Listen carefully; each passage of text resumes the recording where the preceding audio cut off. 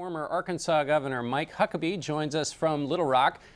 Thanks for joining us, Governor. I want to get to the debate in a moment, but let's start with your comments on the Iran nuclear deal. The president, you said, was marching the Israelis to the door of the oven. I want to know, has there ever been a modern debate where an argument was won by using a Nazi analogy? I don't know if a debate has been won, but I know that we are in a very dangerous situation because of the deal with the Iranians. We've just released $150 billion so they can buy conventional weapons from the Russians and continue what is already a very deadly pursuit of terrorism around the world. We got nothing out of this deal, John. I read the whole thing. And my comments, while the president may have called them ridiculous, what's ridiculous is that we would ever trust the Iranians, who for 36 years have vowed that they will wipe Israel off the face of the map and have vowed that they will bring death to America and chanted it even during the negotiations.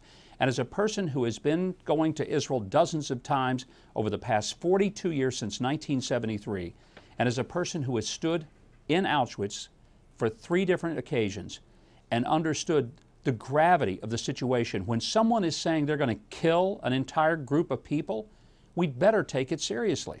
You say that the administration trusts the Iranian regime, but throughout this, the president and Secretary of State Kerry, plus the other members of the negotiating P5+1, have said they don't trust Iran, and they've built this entire deal around the idea that they don't trust Iran.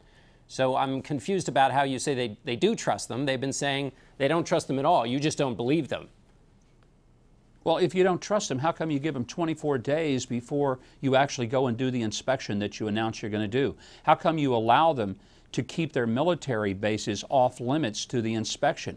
If that's trust, John, and that's the problem with this entire deal. I believe it's a money deal. If you look through, there are dozens of pages of all the companies and entities that are going to have their assets unfrozen. I cannot help but believe that a lot of this is being driven not to secure peace in the Middle East, not to make the world safer, but to make sure that a lot of people with a lot of money get their money back. And that's a tragedy. It's a real sad state of affairs when we put money ahead of national security and security for not just the people of Israel, but all of the Middle East and all of the world.